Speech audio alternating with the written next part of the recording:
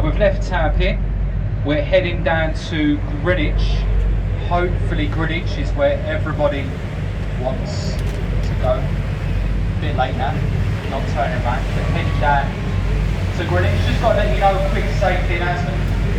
Just to let you know, the boat is fully licensed by the Maritime, the Coast Guard Agency. Oda is felmegyünk We egyszer. carry life rafts, life jackets on board.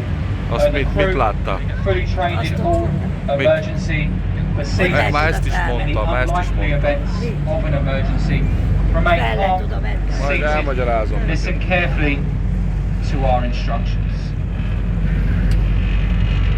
Majd elmagyarázom, mert te semmit nem hallottál amúgy. Now we gave you a commentary from Westminster to the Tower. We'll continue this commentary on the way to Greenwich. Now this part of the journey, this commentary, is slightly harder than the one which we've just done. The simple reason is there's nothing to talk about. The nice buildings have gone. That's the last bridge we're going through.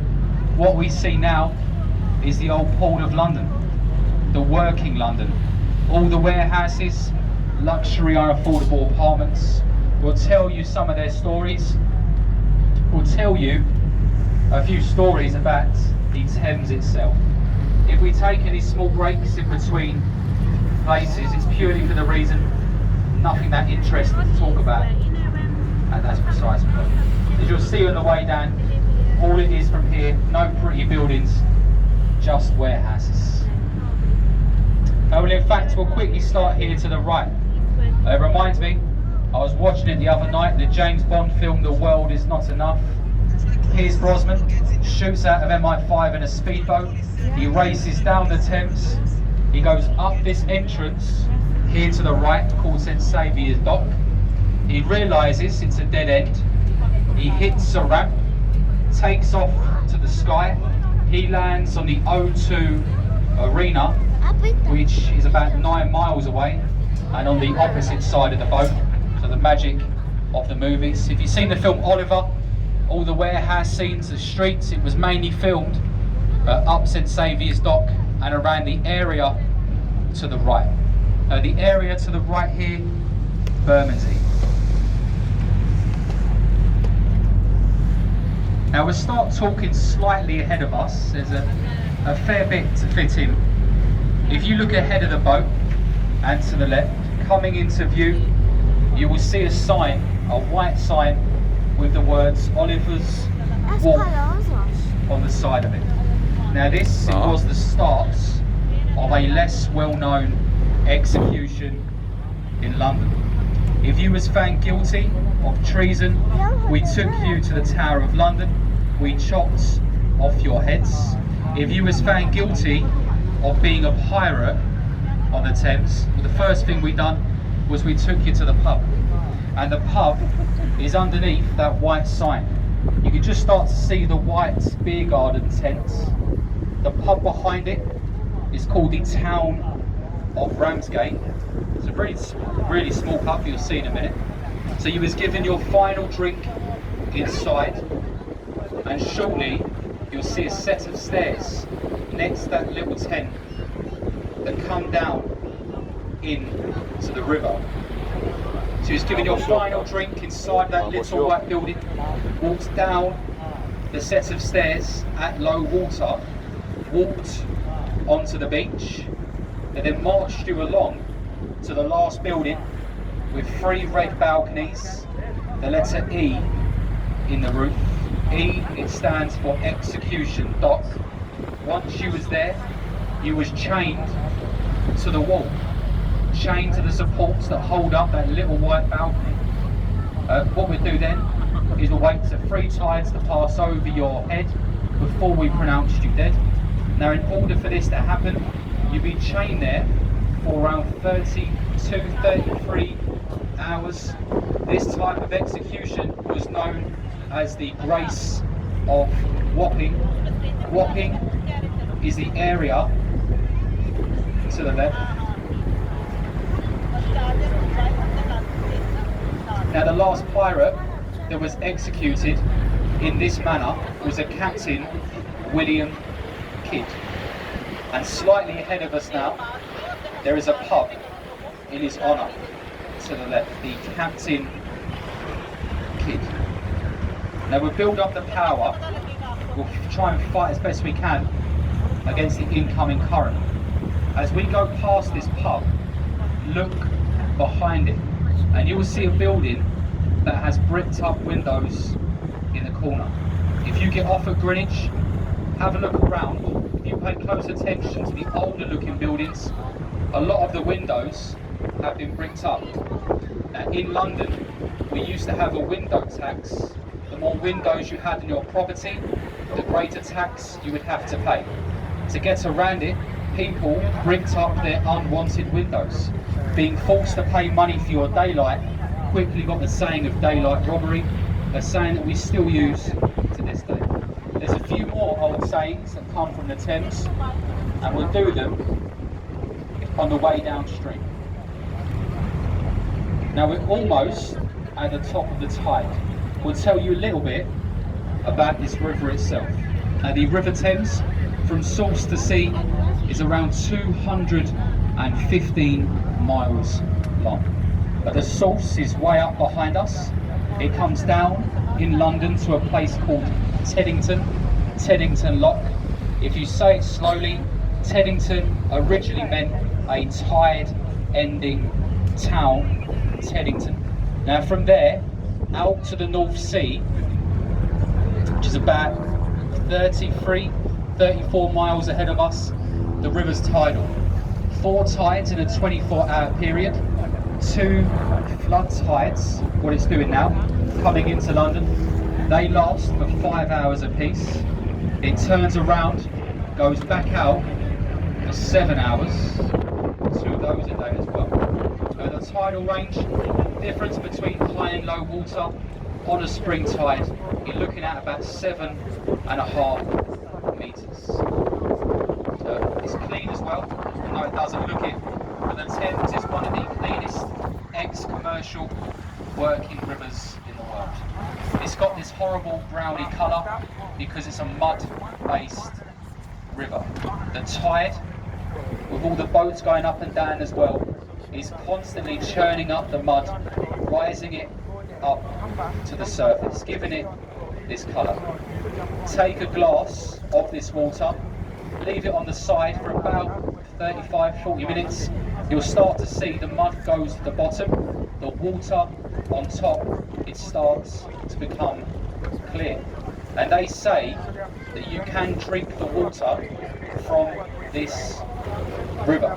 Now you can drink it, it will kill you, but you can drink the water from the Thames. It's the only water in the world that you can drink and chew at the same time. It's really, really not the best. But it is clean. As I said, 100 different types of species of fish, salmon, trout, eels, to name a few. If you're from London, 3 weeks ago, we had a whale in the Thames. It come up, it went through Tower Bridge, all the way up past Westminster, up to a place called Putney. We've had about 5 whales in probably about the past 3 or 4 years. The most famous one was an Antarctic beluga whale, one of the white whales called Benny the Beluga. He came up as far as Gravesend. He stayed here for 3 months before being seen swimming back out to sea. For all this sea life to be here, the river, it has to be clean. Keep your eye out on the way down. You may see some seals swimming in the water. Hundreds of seals in the Thames. We don't have that many these days, but we still have harbour porpoises, which look like dolphins. You may see them jumping out. We only see them about 3 or 4 times a year now. Gives you an idea how much sea life's here. Now the orange brick building here to the left is called Free Trades Wharf. Now true to its name, it was free to trade inside, the Dutch and the Dutch only. Now during the plague, nobody travelled to London in fear of catching a disease and taking it home. Only the Dutch travelled to London as far as where the old warehouse used to be on the left there. For our gratitude, we gave them free of trade, which means we didn't charge them a tax on their cargo 5 years after that. there was a view. It was rumoured because they would have a strong drink as they enter the port of London to fight off any infections. It's arguably where we get the saying of Dutch courage, having a strong drink in the face of stupidity, and that comes from the building there to the left. On the way down, you'll see the word wharf on mostly every single building. The word wharf, it simply means a warehouse at river fronts. A simple way to tell the new buildings from the old buildings. These days, if you build on the banks of the Thames, by law, you have to leave space for a footpath outside your property. So all the new builds are set back. The original converted warehouses are right up against the river's edge. Limehouse Marina, over there to the left, the Black Bridge. Go through there, you go into Limehouse Basin, you enter into the Regent's Canals. Once you're through that, the Grand Union Canals, go to places like Birmingham and Manchester by boat through the left. If you've ever seen the show Peaky Blinders, they're always sneaking questions. Barges sailing into London. In the olden days, it would have come out over there, Limehouse Marina. Over 100 manually operated lock gates en route. The only plus side next to every lock is the pub. And the first one starts on the left-hand side of that bridge. It's called the Navy. It's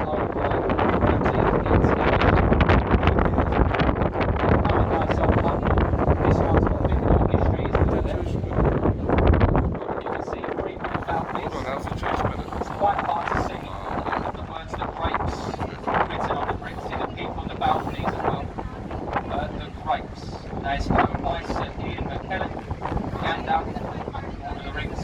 He actually lives 2 buildings down, where you can see the white umbrella in the garden. You come up across this high tide, we often see him there. He's often inside his pub as well.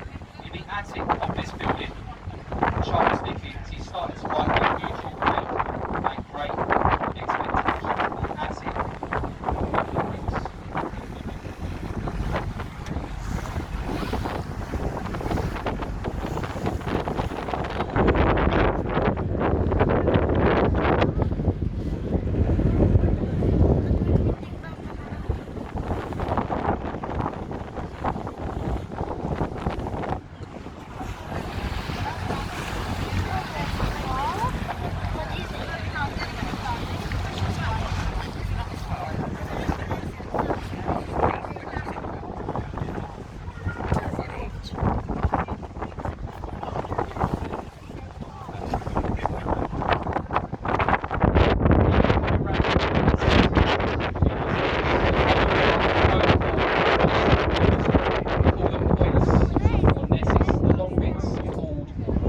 It makes it a lot easier to navigate when we know where things are. Coming around Cuckold's Points, entering into Limehouse Reach. Now folks, what we're going to do is we'll put the microphone down for about 10 minutes, give your ears a rest, let you enjoy the sunshine. If it's your first time to London, the weather's always like this, glorious, glorious sunshine. Now sit back, relax. If you've got any questions, the best thing to do with your questions is keep them to yourself. If you really can't keep them to yourself, just come and find a member of crew. We'll come back to you in about 10 minutes as we start to approach Greenwich.